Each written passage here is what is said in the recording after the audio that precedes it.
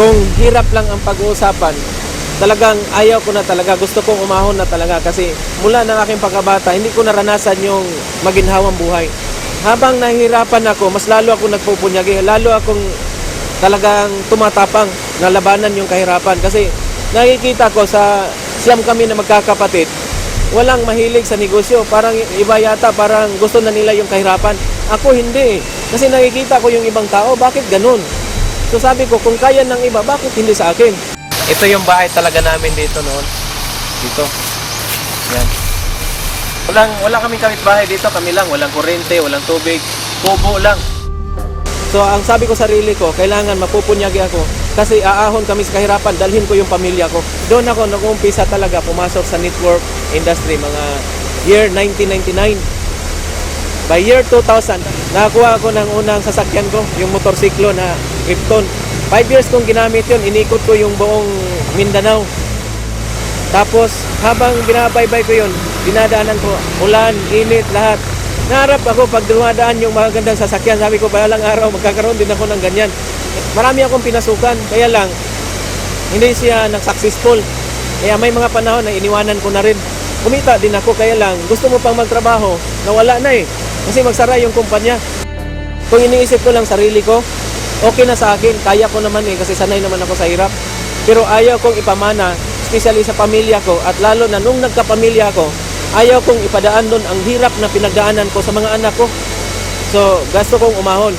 Kasi ako yung tao na pag gusto ko yung isang bagay, ginagawa ko yan, kahit ano man ang hirap. Kasi titingnan ko, wala na akong balikan.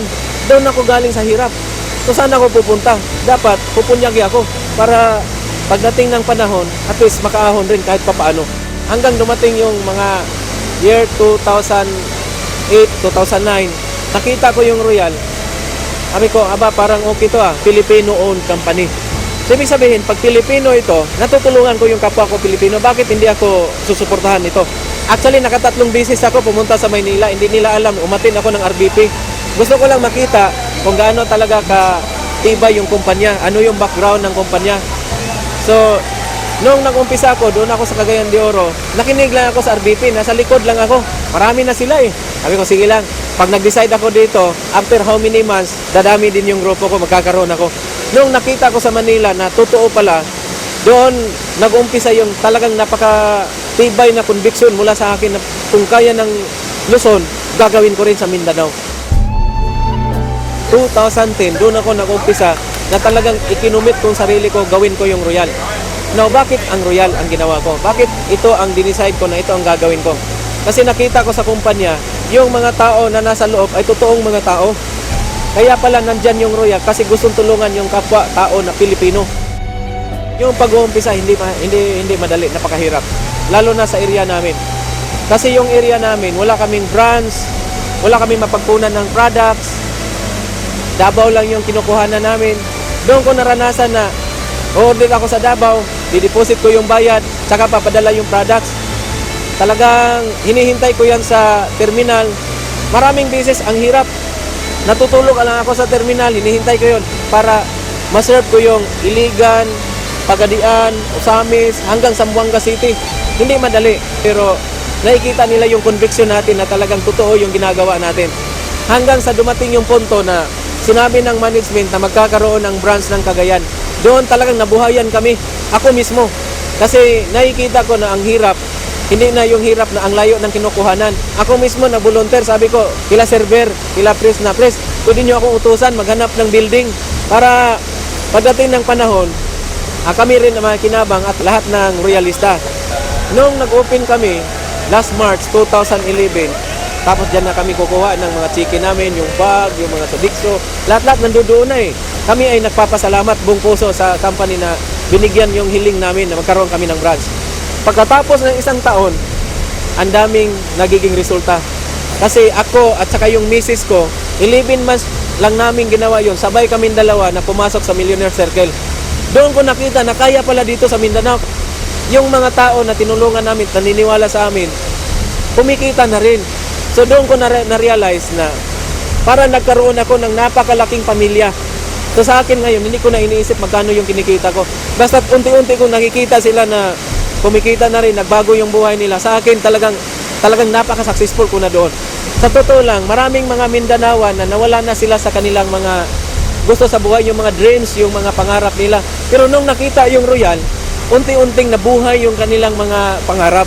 So gusto rin namin, pangarap rin namin na yung biyaya na natatamo ng Luzon, ganun din sa Visayas, unti-unti na nandito sa Mindanao din.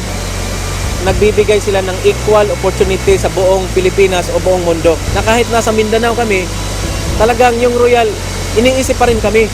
Kaya nagpapasalamat talaga kami na nakita ng Royal yon. Hindi nangangahulugan na kami ay makipagkompetensya sa Luzon, kundi yung Luzon ay nagiging benchmark namin. Paano kami magsikap? Na kung nangyari ng Luzon, bakit hindi sa Mindanao at Visayas? Kaya kita yung mapa ng Pilipinas, Luzon, Visayas, Mindanao. Hindi po ito sa pagkukumpare. Yung Luzon parang ulo. Yung Visayas po parang katawan. Yung Mindanao, ano? Ito mong tandaan natin lahat ng mga Mindanao. Kung saan pupunta yung lahat katawan at ulo pupunta.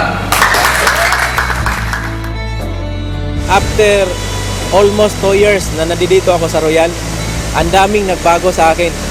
Few months ago lang, nakakuha tayo ng bagong Montero Sport 4x4. Tapos after 1 month, nakabili na rin ako ng bago din na bahay. Yung mga kapatid ko na hindi talaga hilig sa negosyo, naturuan ko na rin magnegosyo. Gumaganda-ganda na rin yung buhay.